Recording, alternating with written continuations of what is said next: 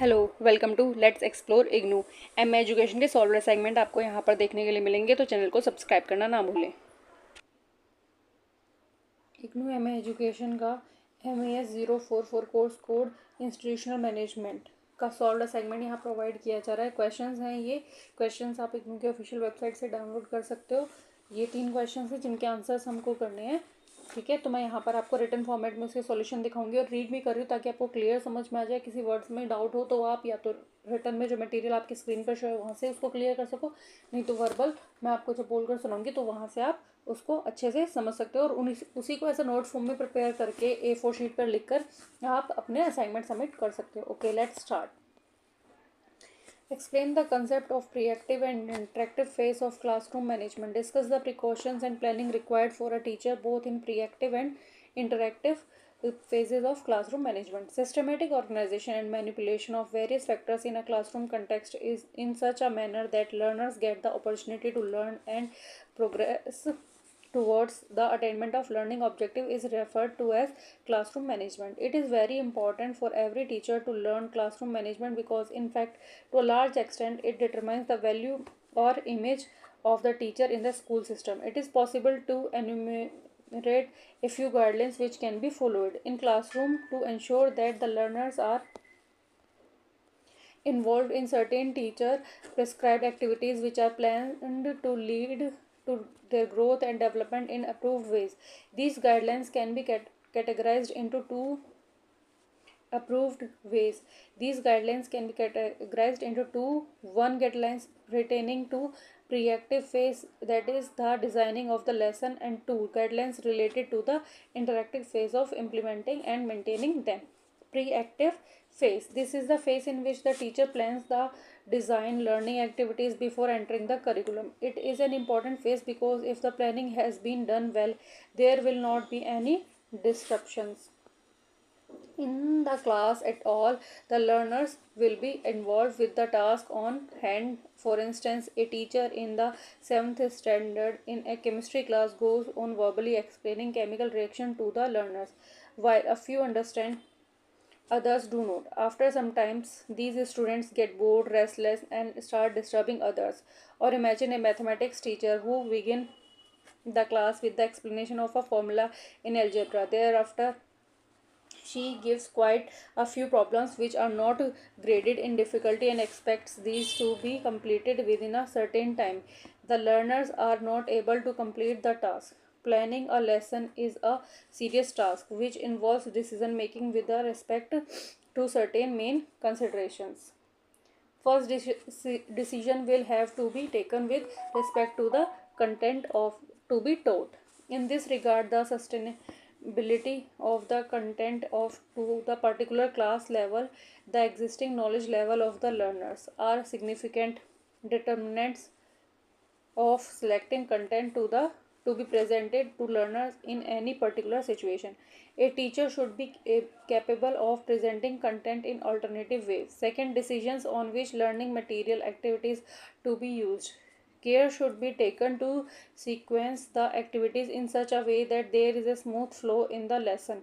There are certain ways in which a lesson can be slowed down by the teacher himself. Teacher should avoid overdwelling, which too slows down a lesson. If students have grasped the meaning of what is explained, the teacher should not dwell on it longer. She should move on. Third, in the question of whether the content is within the framework of syllabus, timetable, etc. Fourth, how is the class to be organized for these activities? Will there be groups? If yes, how many, or is it preferable to have individual activities? Should there be alternative activities for learners with varying abilities? Will these activities create unnecessary noises, disturbance in the class? Fifth, if the lesson is not proceeding as per the plan due to eventualities, what are the backups which will ultimately facilitate learning? After all, teacher pupil time on transition in the curriculum need to be productive. This kind of planning, elaborate here at the outset, gives the teacher confidence in classroom management.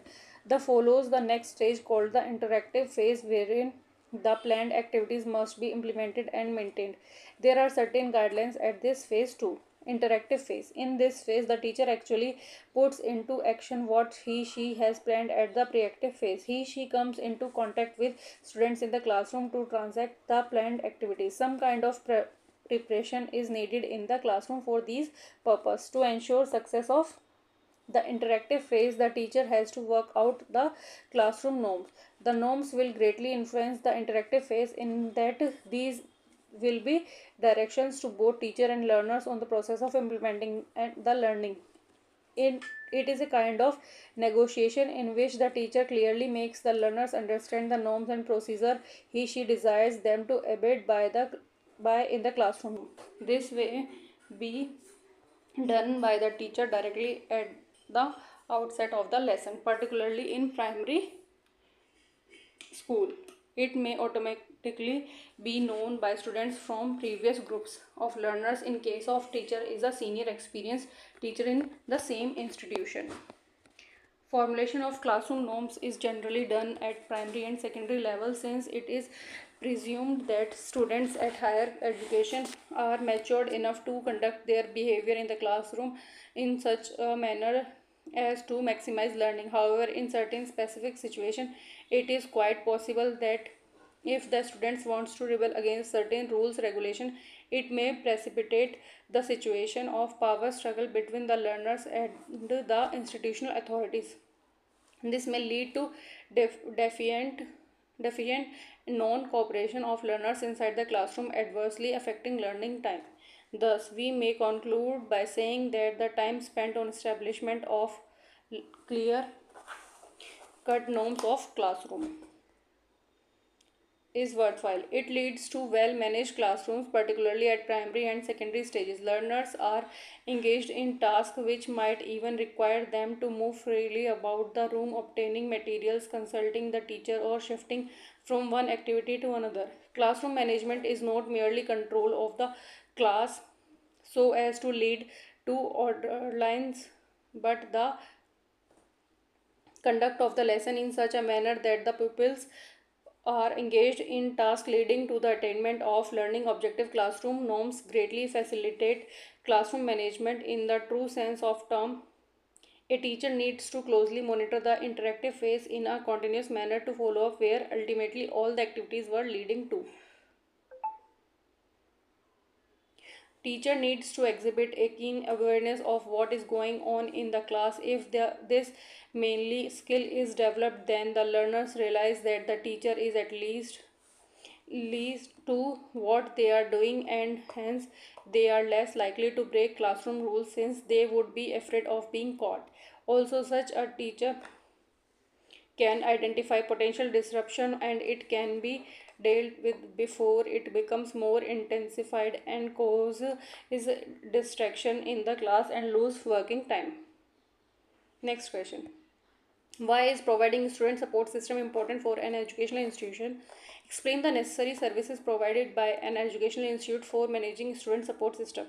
The student support services in an educational institution provide opportunities to the learners for basic inputs related to academic programs offered and their relevance in the contemporary socio-economic context. Facilitating academic development, it assists learners to meet the challenges related to the course work served to sustain and motivate learners toward the successful completion of the coursework, and thereby ensures greater retention rates in participation in the coursework. In recent years, many of the institutions in the conventional system face-to-face mode have also created credible system of student support service for guiding the learners from the stage of pre-course counseling to off-course advice. This has gained importance not only due to the competition among the institution to attract serious learners, but also establish the credibility of the institution before the general public.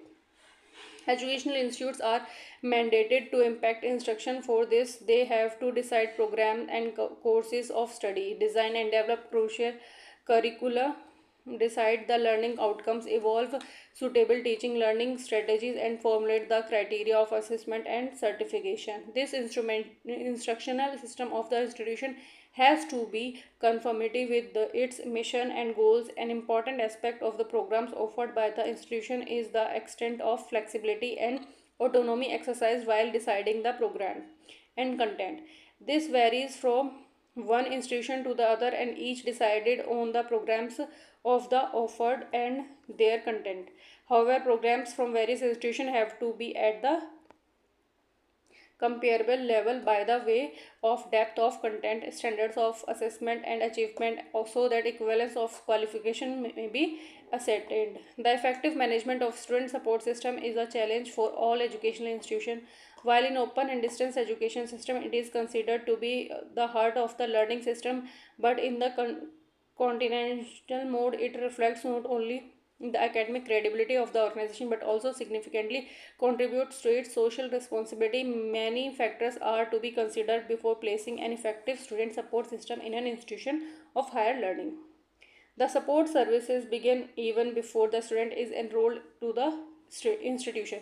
The services provided to the students generally include access to information regarding the institution, its status related to recognition, affiliation, information about the academic courses offered, the admission procedure, the teaching learning methodologies adopted, access to the institutional resources, evaluation system, placement facilities, and so on.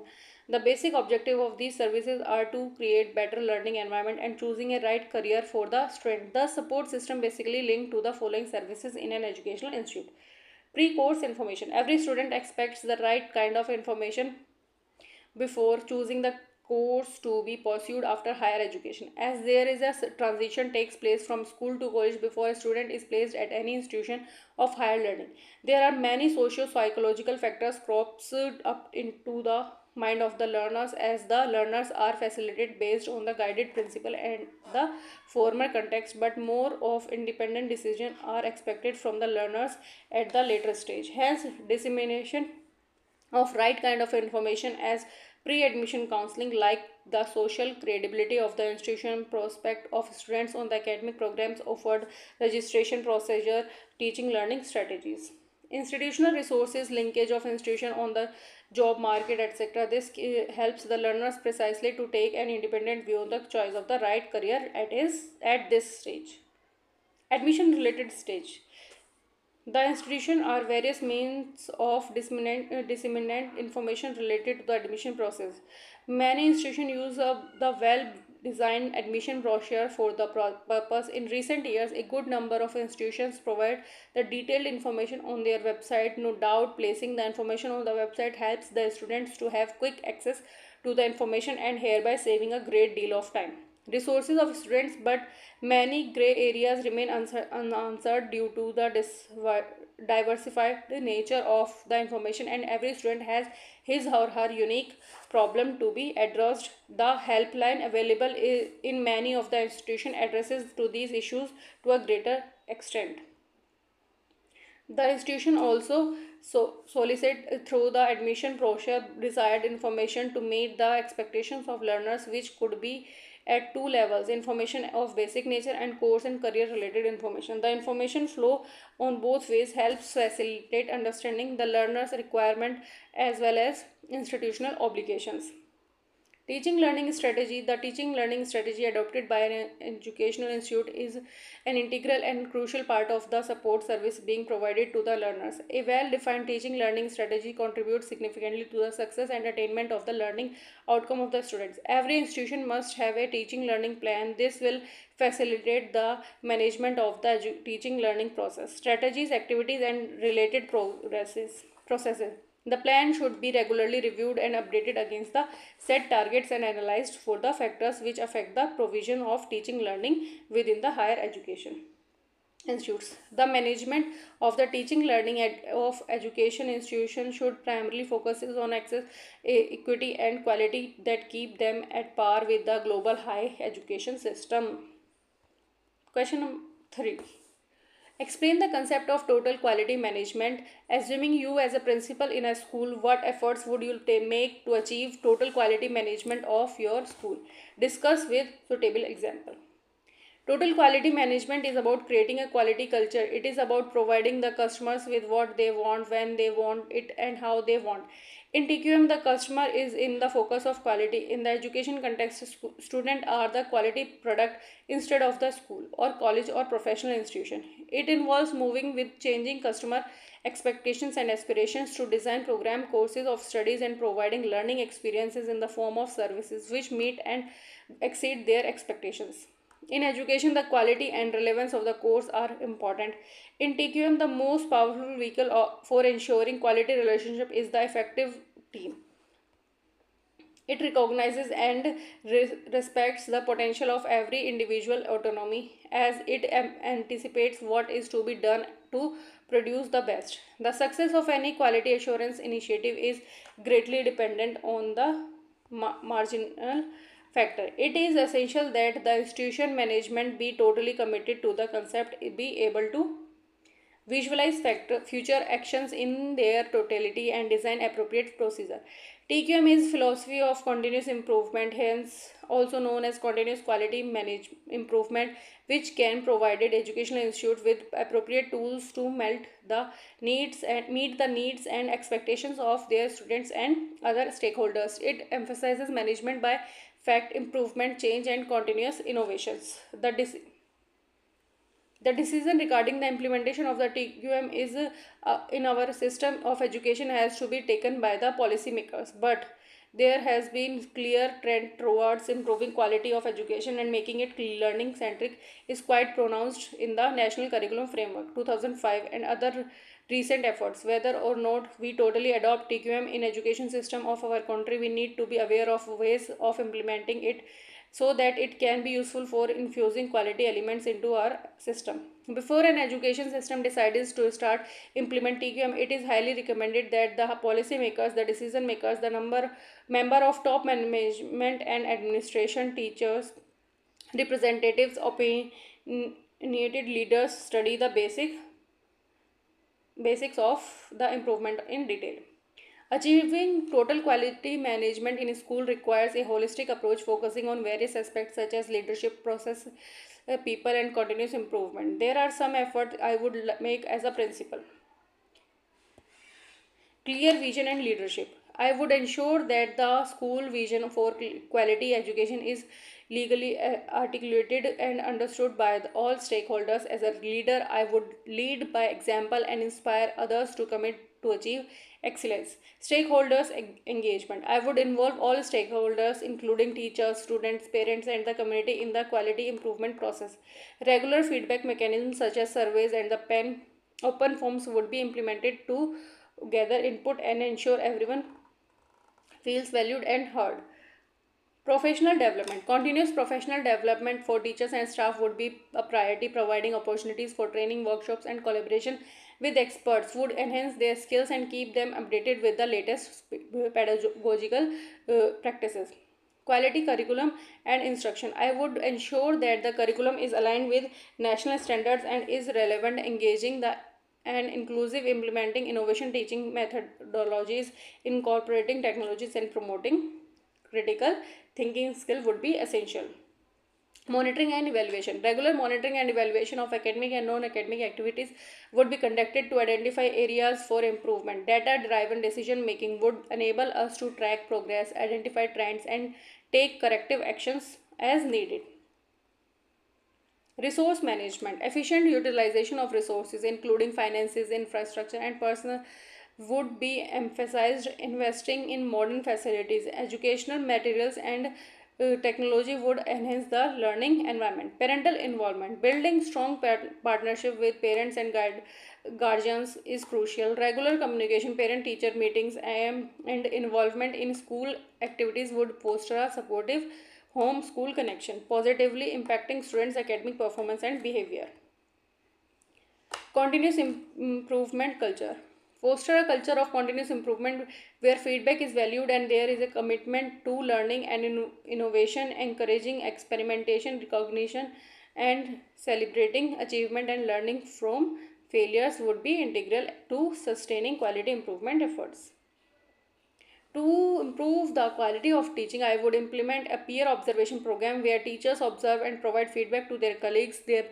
This promotes collaboration, sharing of best practices, and professional growth among staff members. By implementing these efforts consistently and systematically, the school can progress towards achieving total quality management, ultimately leading to improved student outcomes and overall school success. Questions के answers यहाँ पर provide करा दिए गए हैं, तो आप solution note down करके अपने असाइनमेंट सबमिट कर सकते हो. Thank you. Subscribe for more videos.